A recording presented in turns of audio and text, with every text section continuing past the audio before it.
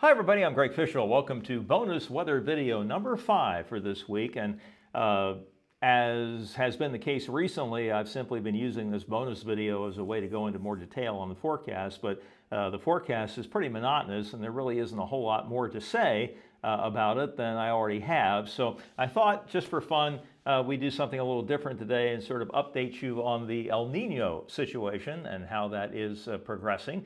And so let's take a look at the sea surface temperature anomalies, which is a multisyllabic and complicated way of saying where are the water temperatures above or below normal and by how much. And so the tropical Pacific, this is the equator right here where you see the 0 degrees latitude.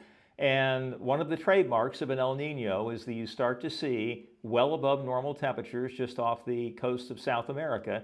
And then those above normal anomalies, or the positive anomalies, if you will, extend westward right along the equator into the middle of the tropical Pacific. And so we can definitely see these patches of the really, really dark red and then a general area of orange to red all the way out here to the middle of the Atlantic. So the El Nino is definitely showing up now in the sea surface temperature anomaly pattern. And this is the area that we look at. Now, the other area that I wanted to point out is here in the tropical Atlantic, where the water temperatures are way, way above normal for this time of year. And part of that explains why we had those two systems, just a little bit ago that had, so far as we know, had never formed that far east this early in the season.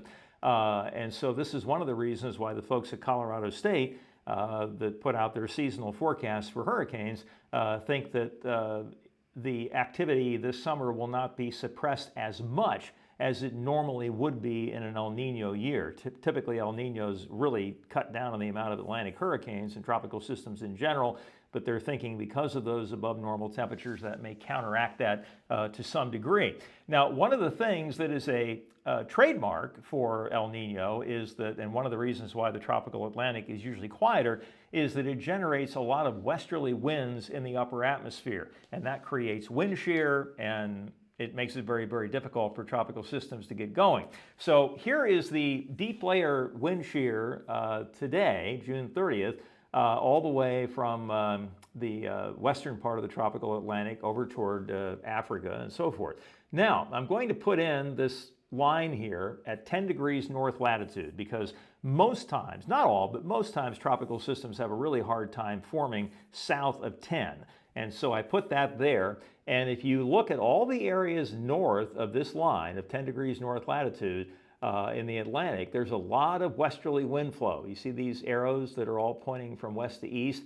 Only out here right off the coast of Africa is there not much in the way of wind shear. Now, this is not all that terribly unusual for this early in the season. Typically, we're going to start to see these westerly winds retreat as we head toward later July and August and on into the month of September. And so it's really unfair to say that the El Nino is already causing that because the El Nino is just in its developing stages right now. In fact, one of the ways to show that is by taking a look at something called the Oceanic Nino Index. And I'll take myself out of the picture here so you can see this entire table. Basically, if you have values of 0.5, 0.5 or higher over a 3-month running average for the 3-month period, then that constitutes an El Nino, and if it's minus 0.5 or lower, that constitutes an El Nino, or a La Nina, I'm sorry. So you look back here, the last big El Nino that we had was here. It started late in 2014 and really got into high gear later in 2015. Once you get into values above 2, that is considered a very, very strong El Nino, and we actually got up to 2.6 at the end of that year and on into 2016.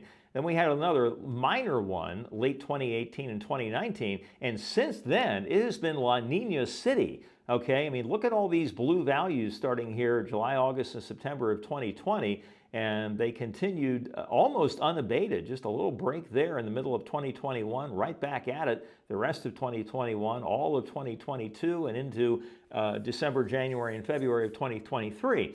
Now we are going up. In January, February, March, we were minus 0.4, February, March, April, minus 0.1 in March, April, May. We've now gone positive at 0.1, but we're not to 0.5 yet, okay?